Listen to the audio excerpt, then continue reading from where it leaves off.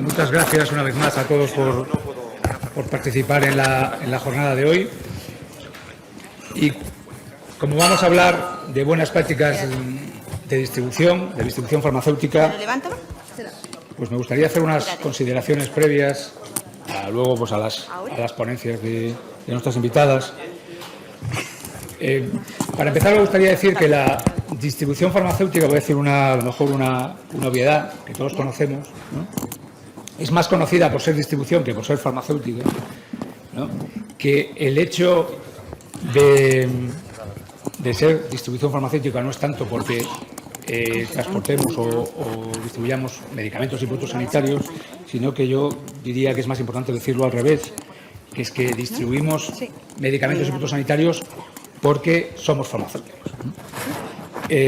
Porque detrás de la labor logística más conocida de la distribución, que todos damos por hecho su valor, porque hacemos llegar los medicamentos, los productos sanitarios a todos los puntos de España que el modelo farmacéutico español permite, pero a lo mejor no es tan conocida la labor de los farmacéuticos de la distribución, que yo represento en la vocalía, y especialmente la labor de los directores técnicos, que son los responsables de que esa distribución se haga con todas las garantías, la de abastecimiento, que es la que más conocemos, pero también garantías de calidad, de trazabilidad, que además de conseguir que todos los medicamentos estén donde tienen que estar en cada punto del país, además también que no estén los que no tienen que estar. Y ahí pues ponemos en valor la capacidad de tratar las alertas sanitarias, de las retiradas, de evitar las falsificaciones, y todo eso es gracias a todo el sistema de calidad que está montado en los almacenes y que recogen las buenas prácticas de distribución de las que vamos a hablar ahora, ¿no? Entonces, a mí me gusta decir que los distribuidores somos la farmacia de las farmacias, no solo porque la abastecemos de productos, ¿no?, sino porque también tenemos una cruz que no es verde, pero que sí que es una cruz que nos gusta que nos identifique, igual que a las farmacias, con el valor sanitario que tiene y con esta garantía de profesionalidad y la confianza en general que se le atribuye a las farmacias, ¿no? Y esa cruz es el certificado de buenas prácticas de distribución, que es lo que garantiza ante la sociedad y ante la Administración que podemos garantizar esa calidad farmacéutica que tenemos, ¿no? Y por qué no, vamos a decir que en el otro sentido de la palabra cruz, pues también pues nos genera un esfuerzo muy grande, ¿no?, y a veces algunos disgustos el conseguir esos certificados, y para eso estamos hoy aquí, para conocer el punto de vista pues de la Dirección Técnica de la Distribución, y para eso contamos pues con Lidia Darbe, que es licenciada en farmacia, por supuesto, directora técnica del Grupo Vidafarma, responsable de compras en Vidafarma también, y vocal de establecimientos veterinarios en el Colegio Oficial de Farmacéuticos de Granada, que será la primera ponente, y después con Belén Sánchez Torrecillas, que es licenciada en farmacia y máster en atención farmacéutica, en ambos casos por la Universidad de Granada, y es farmacéutica del Servicio de Ordenación y Atención Farmacéutica de la Dirección General de Planificación, Investigación, Farmacia y Atención al Ciudadano de la Consejería de Salud de la Región de Murcia. Muchas gracias a las dos, ¿no?, y espero que después de esta exposición y del debate que tengamos a continuación, ¿no?, pues hagamos mucho más hincapié en el valor de la cruz que nos identifica con la cruz verde de la farmacia y menos con la posible de la cruz que representa la obtención del certificado. Y bueno, pues ahora me siento y damos paso a la primera ponencia, que es la de Lidia Darbe. Buenos días a todos. En primer lugar, dar las gracias a la Vocalía Nacional de Industria, de Oficina de Farmacia y de Distribución y Salud Pública por invitarme a participar en esta jornada. Yo voy a empezar a hablar sobre las buenas prácticas de distribución de medicamentos de uso veterinario versus uso humano.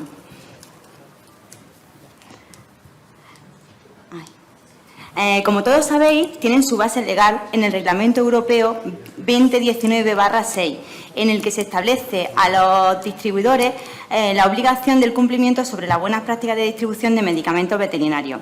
Y se han adoptado en el Reglamento de Ejecución 2021/1248. ¿Cuáles son los principios de las BPD de medicamentos de uso veterinario? Pues, en primer lugar, garantizar el control de la cadena de suministro y la calidad de los medicamentos. En segundo lugar, están alineadas con las BPD de medicamentos de uso humano. Se ha sido muy consciente que hay entidades en las que conviven medicamentos de uso humano y uso veterinario, con lo cual no van a ser más exigentes que las de uso humano, pero sí comparten las peculiaridades de los medicamentos de uso veterinario. A su vez, mantienen la coherencia y complementariedad con las BPD de uso humano. Los capítulos y el orden se han intentado mantener para que sean coexistentes las unas con las otras. Y, por último, la entidad de distribución tiene que ser titular de una autorización de distribución de medicamentos veterinarios. ¿Cuál es el ámbito de aplicación de las BPD? Pues son de obligado cumplimiento para los laboratorios fabricantes que se dediquen a la distribución de medicamentos veterinarios y para las entidades de distribución, distribuidores mayoristas, incluidos los depósitos aduaneros y zonas francas. ¿A quién no aplica? Pues a las entidades de intermediación, los brokers. Esto es un aspecto diferencial con respecto a las buenas prácticas de distribución de uso humano. Bueno, voy a empezar hablando del capítulo de gestión de calidad. Este es uno de los capítulos más importantes y con mayor relevancia. El reglamento establece que las entidades de distribución debemos de mantener un sistema de calidad. En este sistema de calidad se van a establecer las responsabilidades, los procedimientos y la aplicación de principios de gestión de riesgo de calidad con respecto a las actividades que realizamos de obtención, suministro, conservación y exportación. Este sistema de calidad debe documentarse y se ha de revisar periódicamente. Estará bajo la responsabilidad de la dirección y en él se describirán todas las actividades que son claves, ¿vale? ¿Qué garantiza? Pues garantiza que se cumplan las BPD en todas las actividades que realizamos.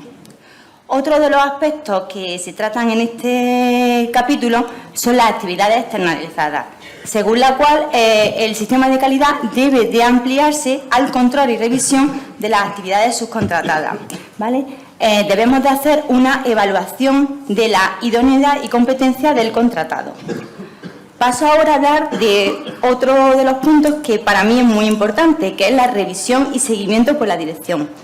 Porque detrás de una entidad en la que se cumple la normativa aplicable está un sistema de calidad muy robusto y apoyado por la dirección. También dentro de este capítulo se hace referencia a lo que es la gestión de riesgos, ¿vale? Que esta gestión de riesgos garantiza que la evaluación de los riesgos se realiza en base al conocimiento científico y la experiencia adquirida durante los procesos. En el siguiente capítulo que trata las BPD son el capítulo del personal. Aquí hay un artículo dedicado al personal responsable, que según nuestro Real Decreto, el 109/1995, será el director técnico la persona responsable del cumplimiento de las buenas prácticas de distribución. Este deberá tener competencia y formación en BPD. Deberá estar localizable y, en caso de estar ausente, deberá de existir un sustituto, ¿vale? También se establecen las obligaciones del director técnico. Estas obligaciones pueden delegarse, pero nunca... pero las responsabilidades son del director técnico. Con el resto del personal, pues este deberá tener competencia en BPD, se deberá de encontrar en un número adecuado y tendremos que definir un organigrama en el que se establecen las funciones y las responsabilidades. Respecto a la formación, todo el personal debe de tener formación en buenas prácticas de distribución. Además, deberemos de contar con un programa de formación inicial y continuada. También, aparte de tener formación en BPD, se deberán de tener formación sobre medicamentos termolábiles y medicamentos falsificados. Con respecto a la higiene, deberemos de contar con un procedimiento en el que se incluya la salud individual y la vestimenta apropiada. Ahora voy a pasar a hablar sobre el capítulo de locales y equipos. El reglamento establece que las entidades de distribución debemos de contar con locales y equipos adecuados. ¿Para qué? Para garantizar que los medicamentos se conservan y se distribuyen de forma adecuada. ¿Qué requisitos son los que deben de disponer estos locales? Pues estos locales deberán de tener una estructura sólida, deberán de contar con límites de temperatura aceptadas, una capacidad suficiente, iluminación adecuada. Habrá un control de acceso, no puede acceder todo el personal a la instalación, solamente podrá acceder el personal autorizado. En las zonas de almacenamiento deberemos de contar con una separación física que esté delimitada e identificada, ¿vale? Así, para los medicamentos procedentes todavía de una toma de decisión, como suelen ser las devoluciones o medicamentos bajo sospecha de ser falsificados, deberemos de disponer de una separación física o electrónica. En el caso de la separación electrónica, el sistema deberá de estar validado. Y, sin embargo, para los medicamentos que ya hemos decidido lo que vamos a hacer con ellos, como suelen ser los caducados, las retiradas, los falsificados, deberemos de contar con una separación física. Al igual que en humanas, también deberemos de contar con una separación física para los medicamentos procedentes de un tercer país que no están autorizados en la Unión Europea. Otra separación física para los medicamentos con condiciones de almacenamiento y seguridad especiales, como suelen ser los termolábiles y estupefacientes. También habrá de contar con zonas para medicamentos peligrosos. Aparte de estas zonas, deberemos de disponer de una zona de carga y descarga separada de almacenamiento y que esté protegida frente a la intemperie. Deberemos de contar también con zonas de recepción, zonas de preparación de pedidos, aseo y zonas de descanso totalmente separadas de las zonas de almacenamiento. Con respecto a las medidas higiénicas que deben de reunir estos locales, los locales deberán de estar perfectamente limpios, sin polvo ni basura. Deberemos de contar con procedimientos, instrucciones y registros de limpieza. Además, los locales deberán de estar diseñados y equipados para impedir la entrada de insectos, roedores y otros animales y contar con un programa preventivo de control de plagas. Otro de los artículos de los que trata este reglamento dentro de este capítulo es el control de la temperatura y del entorno. Como todos sabemos, la zona donde se almacenan los medicamentos tenemos que tener en cuenta lo que es la temperatura, que es un factor crítico. Pero además de la temperatura, debemos de tener en cuenta otros factores, como suelen ser la humedad, la luz y la limpieza. ¿Vale? Entonces, el reglamento establece que debemos de realizar un mapeo técnico inicial. ¿Qué es esto? Pues esto es un escaneo de nuestro almacén. ¿Para qué? Para ver los puntos donde hay mayor fluctuación de temperatura y, en función de estos puntos, colocar nuestros dispositivos de control de temperatura y humedad. Este mapeo técnico se deberá realizar antes del inicio y repetirse cuando se produzcan cambios significativos en nuestras instalaciones o en los equipos de climatización. Con respecto a los equipos, el reglamento establece que debemos realizar un mantenimiento planificado de los equipos clave. ¿Cuáles son los equipos clave? Pues los que hayamos determinado tras un análisis de riesgo, ¿vale? Entonces, aparte de esto, los dispositivos de control de temperatura y humedad, que son dispositivos clave, deberán de ser calibrados. Esta calibración se realizará de forma periódica y se hará conforme a un patrón de referencia, según la normativa nacional o europea, y deberán de contar con un sistema de alarma. ¿Para qué? Para que nos avisen de las desviaciones que se produzcan.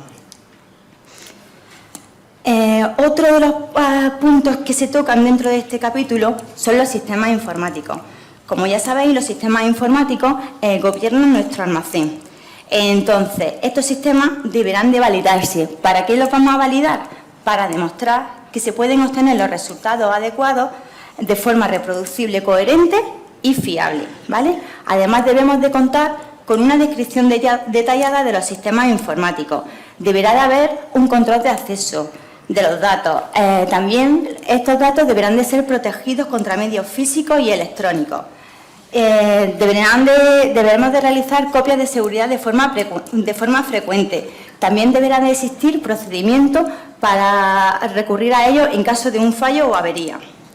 Con respecto a las cualificaciones y validaciones, las entidades de distribución determinaremos, en función de un análisis de riesgo, qué equipos vamos a cualificar y qué procesos vamos a validar, ¿vale? Entonces, estos equipos que determinaremos se realizarán en función de un análisis de riesgo. Deberemos de tener los registros y los informes acerca de estas validaciones.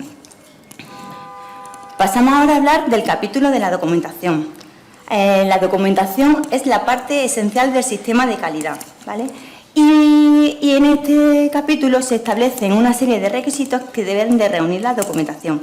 Esta debe de ser completa, deberá estar escrita, revisarse periódicamente, está accesible en el puesto de trabajo, porque muchas de las veces nos hemos encontrado que esta documentación que no está en el puesto de trabajo, entonces cuando hay en casos de duda es muy importante que esté para que el operario pueda acudir para ver cómo puede desarrollar su tarea.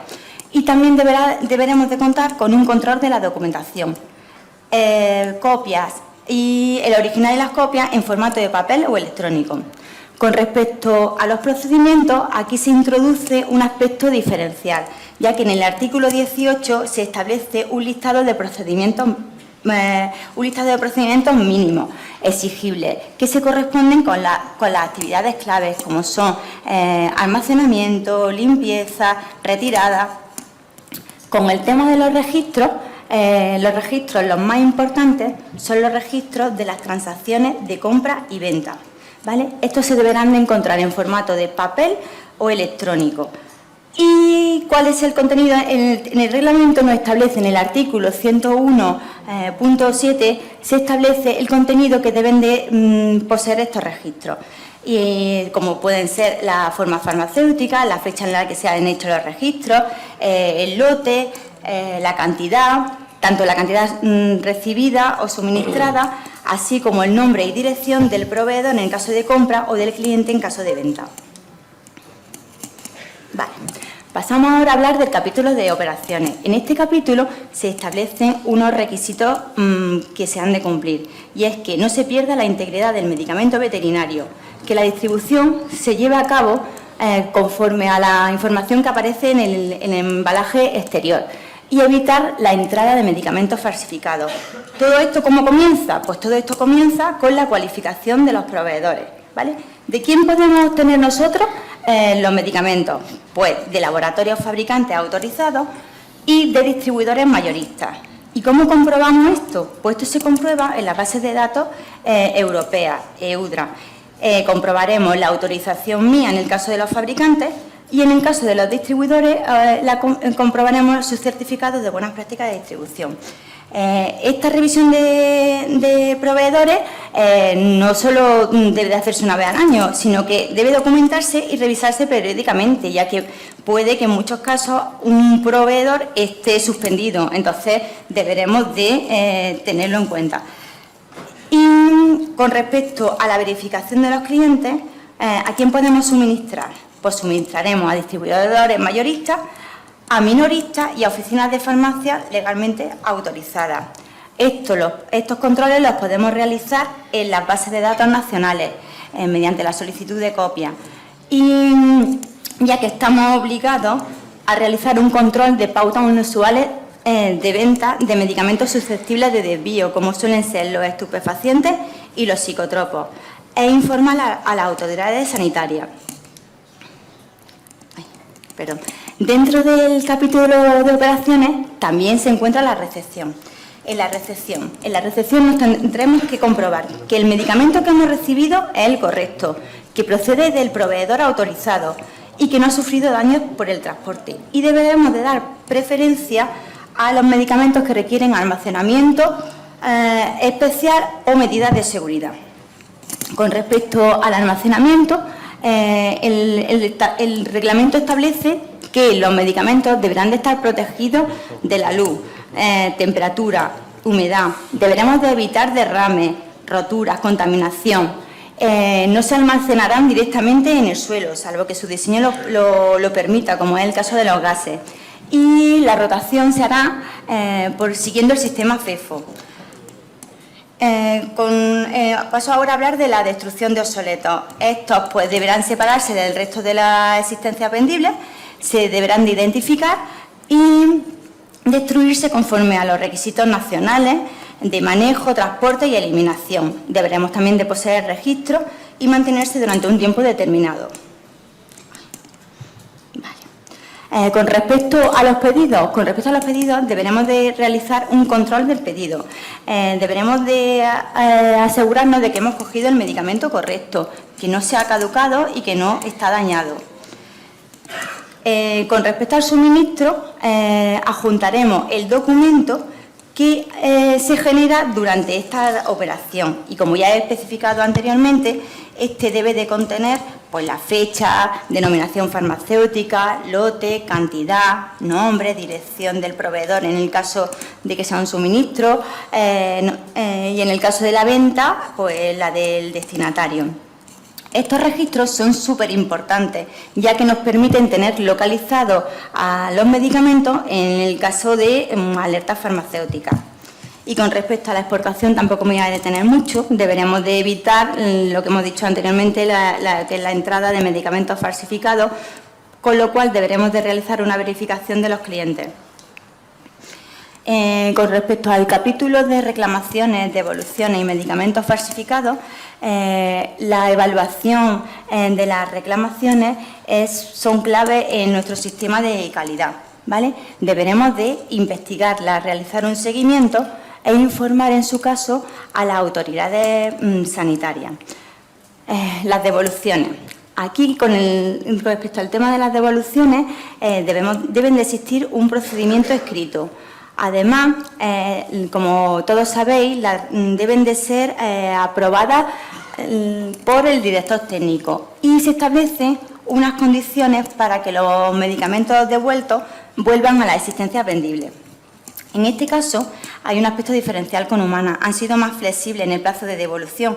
No han establecido un límite de 10 o 15 días. No, aquí han dicho que la devolución se pueden aceptar dentro de un plazo aceptable. Pero, ¿cuál es el plazo? ¿Qué plazo es el que es aceptable? Porque nosotros definamos en función de un análisis de riesgo. Esto deberá de estar descrito en nuestro procedimiento y todo lo que se salga de este plazo pues será susceptible de desviación. Con respecto a las devoluciones de los termolábiles, pues debemos de disponer de pruebas documentales en las que demuestre que el medicamento se ha almacenado en todo momento en las condiciones autorizadas. Con respecto a los medicamentos falsificados, se sigue haciendo mucho hincapié en evitar la entrada de medicamentos falsificados y en su comunicación inmediata a las autoridades sanitarias. Ahora, otro tema del que se trata en este es de la retirada. Deberemos de contar con un procedimiento, ¿vale? Aparte de informes de trazabilidad, donde se informan de la cantidad suministrada y recibida. Y estos procedimientos deberán de estar operativos y deberán de revisarse periódicamente. Otro de los capítulos es el de las actividades externalizadas. Aquí tampoco voy a entrar mucho, sino que establece la obligación de realizar un contrato entre el agente contratante y el contratado, donde se establecen las obligaciones de ambos. Pasamos ahora al capítulo de las autoinspecciones. Las autoinspecciones son fundamentales en el sistema de calidad, ¿vale? Y entonces, el contar con un programa de autoinspecciones nos garantiza nos garantiza contar con las autoinspecciones nos garantiza el cumplimiento de nuestra normativa. Se ha de realizar conforme a un calendario definido, ¿vale?, en el que se evaluarán todos los aspectos de las BPD. Y con respecto al tema del transporte, también nos establece unos requisitos en el que se deben de garantizar las condiciones de temperatura que se mantienen dentro de los límites aceptables. Todas las desviaciones deberán informarse, evaluarse e investigarse y deberemos de realizar una evaluación de la ruta. También permite el almacenamiento en tránsito, que los locales y estos locales deben ser limpios y tener temperatura controlada y durante un tiempo mínimo de 48 y 72 horas. Con respecto a los embalajes, pues estos deben de proteger a los medicamentos frente a las influencias externas y en el etiquetado deben de indicar el contenido y el origen. Con respecto al transporte de los medicamentos que requieren condiciones especiales, pues los medicamentos estupefacientes y psicotropos deberán de tener un sistema de seguridad adicional y los medicamentos muy activos deberán de ir en vehículos seguros y protegidos y los medicamentos termolábiles, estos deberán de transportarse en envases cualificados o vehículos de temperatura controlada. En el caso de los envases cualificados deberemos de realizar una validación de estos envases y en el de que se transporten en vehículos de temperatura controlada, un mapeo. Nada, y con todo esto deciros que el cumplimiento en las entidades de distribución de la normativa de las buenas prácticas garantiza que los medicamentos que suministramos se suministren con la garantía de calidad y autenticidad. Y nada, muchas gracias por vuestra atención.